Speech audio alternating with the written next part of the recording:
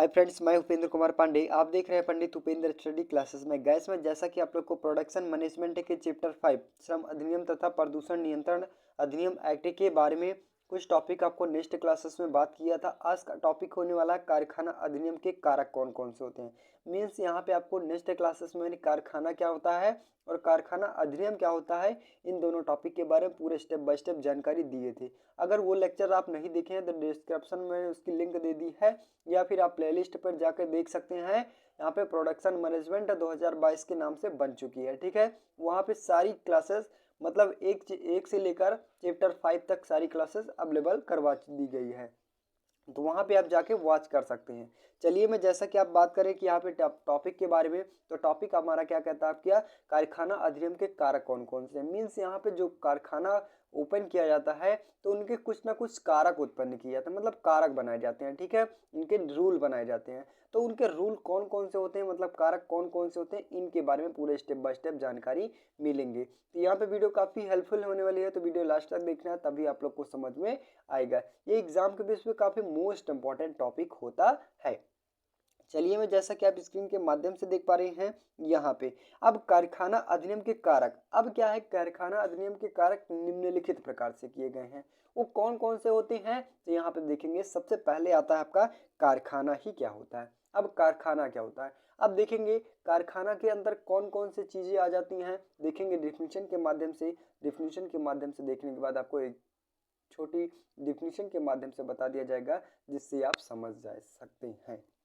देखेंगे हमारा क्या कहता है, किसी भी बाह्य ऊर्जा स्रोत जैसे विद्युत, भाप, तेल इत्यादि का प्रयोग करके 10 या 10 से अधिक श्रमिक किसी भी कोई विनिर्माण संपन्न कर रहे हो तो उसे कारखाना कहते हैं। मतलब क्या है कि आपका कारखाना क्या होता है। सबसे पहले मैंने डिफिनीशन के माध्यम से ऐसा बताया किया कि किसी भी परिस्थल पर किसी अन्य ऊर्जा स्रोतों के माध्यम से, किसी अन्य ऊर्जा स्रोतों से 2 से अधिक श्रमिक अगर किसी विनिर्माण का चीज का वर्णन करते हैं, मतलब विनिर्माण करते हैं, तो वो स्थान, वो कार्यस्थल आपका क्या कहलाता है, आपका फैक्ट्री कहलाता है, मतलब कारखाना कहलाता है।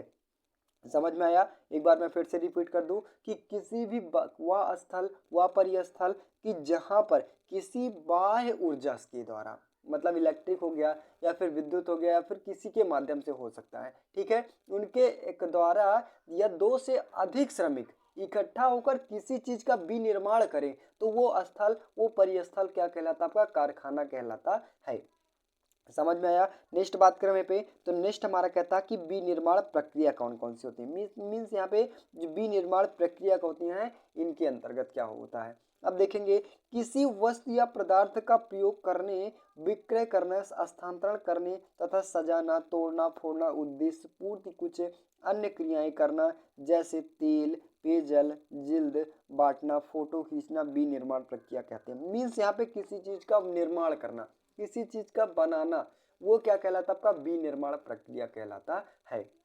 आई होप कि यहाँ पे आप लोग को विनिर्माण प्रक्रिया, ये सब किसके अंतर्गत आते हैं, तो कारखाना अधिनियम के कारक के अंतर्गत आ जाते हैं। नेक्स्ट बात करें पे, तो नेक्स्ट कहता है सक्षम व्यक्ति। अब सक्षम व्यक्ति क्या होता है, अब सक्षम व्यक्ति तभी होगा कि जब सभी सारी चीजें उन्हें अवेलेबल करवा दी जाएगी, तभी तो सक्षम व्यक्ति माना जाएगा। तो यहाँ पे देखेंगे इसको डिफिनीशन के माध्यम से कि इस अधिनियम के वर्णित प्रावधानों के अनुसार सक्षम व्यक्ति वो आशय उस व्यक्ति का विशेष है जिसे मुख्य निरीक्षक से कारखाने का परीक्षण और निरीक्षण करने के प्रति प्राधिकृत किया जाए। मीन्स यहाँ पे कहने का मतलब है कि यहाँ पे आपके पास सक्षम व्यक्ति वो है कि फैक्ट्री में उन्हें व्यक्ति का चुनाव किया जाए कि जिसमें क्या हो, परीक्षण करने का चयन होना चाहिए, मतलब ज्ञान होना चाहिए, और निरीक्षण करने का ज्ञान होना चाहिए, वो प्राधिकृत होना चाहिए, ठीक है। तो वो व्यक्ति कौन कहलाता है, आपका सक्षम व्यक्ति कहलाता है, ठीक।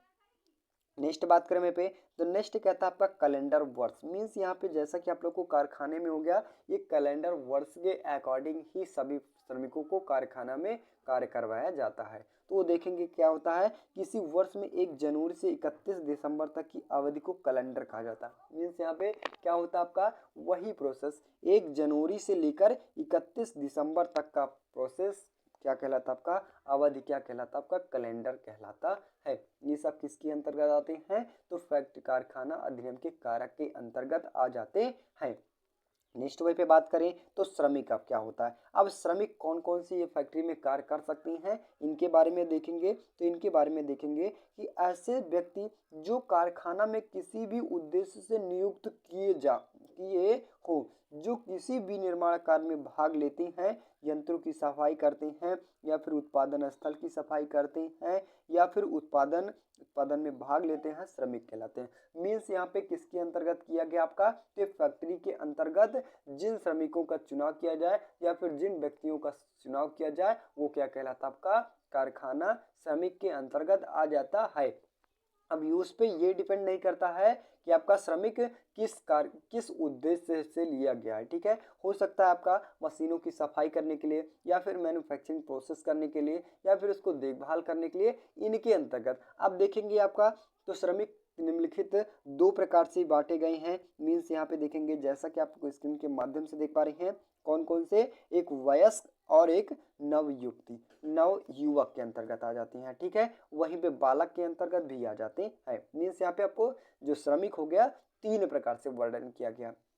मुख्य रूप से आपको दो, और औद्योगिक के मीन्स यहाँ पे लेखांकन के माध्यम से आपको तीन प्रकार से वर्णन किया गया। एक कहता है वयस्क। अब वयस्क क्या होता है कि वह व्यक्ति जिसमें 18 वर्ष की आयु पूर्ण कर ली हो, वो क्या कहलाता है, आपका वयस्क के अंतर्गत आते हैं। मीन्स यहाँ पे इन व्यक्तियों को, इन श्रमिकों को फैक्ट्री पर काम करने के लिए सूचना दे सकते हैं। मीन्स यहाँ पे उनको रखा जा सकता है, ठीक है। नेक्स्ट बात करें, नवयुवक क्या होते हैं, वो व्यक्ति जिसमें 15 वर्ष की आयु पूर्ण कर ली हो किंतु 18 वर्ष का ना हो, वो क्या कहलाता है, आपका नवयुवक कहलाता है। आपको ध्यान देना होना कि यहाँ पे जो कारखाना अधिनियम के कारक होते हैं, मीन्स यहाँ पे वही व्यक्ति कार्य कर सकते हैं कारखाने में जो 18 वर्ष के पूर्ण कर लिए हैं। मीन्स यहाँ पे फैक्ट्री में किसी मशीन के सामने उन्हीं व्यक्तियों को खड़ा किया जा सकता है जो 18 वर्ष के पूर्ण कर लिया हो। आगे बात करें नवयुवक को किस प्रकार से किया जाता है, तो उनका सही रूप से देखभाल करने के लिए किया जाता है, ठीक है, साफ सफाई करने के लिए या फिर इन अन्य विशेष प्रकार करने के लिए, ठीक है। नेक्स्ट बात करें वहीं पे आपका बालक। अब बालक किसके अंतर्गत आते हैं, तो वह व्यक्ति जिसमें 15 वर्ष की आयु पूरी ना की हो, बालक कहलाते हैं। बालक तो पता ही होगा कि 15 वर्ष की आयु भी ना पूरी की हो, मतलब 10 साल या फिर 12 साल कि ऐसे व्यक्ति क्या होता है कि आप लोग को जैसा कि आप लोग को लेबर वगैरह के माध्यम से कारखाना में उन्हें फिक्स किया जाता है। मीन्स यहाँ पे चयन किया जाता है, ठीक। नेक्स्ट बात करें पे शक्ति क्या होता है। अब शक्ति किनके माध्यम से कारखाना चलाया जाता है, तो उन्हीं के माध्यम से, किसी शक्ति के पावर के माध्यम से ही चलाया जाएगा कारखाना। चलाया जाएगा कि नहीं चलाया जाएगा, तो पावर के माध्यम से चलाया जाएगा। अब यहाँ पे इसको देखेंगे, शक्ति क्या होता है, शक्ति विद्युत शक्ति अथवा अन्य किसी प्रकार की शक्ति जो यंत्र चलित ढंग से पारिषित किया जाती है, शक्ति कहलाती है। मीन्स किनके माध्यम से कारखाना को चलाया जा रहा है, जो उसमें मशीनें हो गई किनके माध्यम से चलाई जाती है, वो क्या कहलाता है, आपका पावर या फिर शक्ति कहलाता है। आई होप कि यहाँ पे आप लोग को ये भी टॉपिक एकदम इजी ढंग से समझ में आ गया होगा। नेक्स्ट बात करें, कारखाने की अधिष्ठता क्या होती है, इसको देखेंगे। इसको डिफिनीशन के माध्यम से तो यहाँ पे देखेंगे, ऐसे व्यक्ति जो कारखाने के सभी मामलों को अंतिम रूप से निर्णायक हो और ऐसे उसे कारखाने के प्रबंध अभिकर्ता के रूप में कारखाने के सभी मामलों पर अंतिम निर्णय लेने का अधिकार सौंपा गया हो, कारखाने की अधिष्ठता कहलाते हैं। मीन्स यहाँ पे कहने का मतलब है कि अगर किसी फैक्ट्री में कोई भी प्रोसेस हो रहा है या फिर किसी प्रकार की समस्याएं उत्पन्न हो रही हैं, तो उनका सही रूप से जो श्रमिक यूज किए गए हैं उनका निर्णय ले सके, वो क्या कहलाता आपका है, कारखाना की अधिष्ठता कहलाता है। मीन्स यहाँ पे अधिष्ठता के अंतर्गत वो श्रमिक आ जाते हैं। आई होप कि यहाँ पे आप लोग को एकदम जो भी टॉपिक बताया गया पूरा एकदम स्टेप बाय स्टेप समझ में आ गया होगा। तो बस गाइस आज के लिए इतना ही। वीडियो अच्छी लगी हो, चैनल पर नए हो, चैनल को सब्सक्राइब कीजिए, ज़्यादा से ज़्यादा शेयर करने की कोशिश कीजिए। मिलते हैं नेक्स्ट वीडियो में, तब तक के लिए जय हिंद।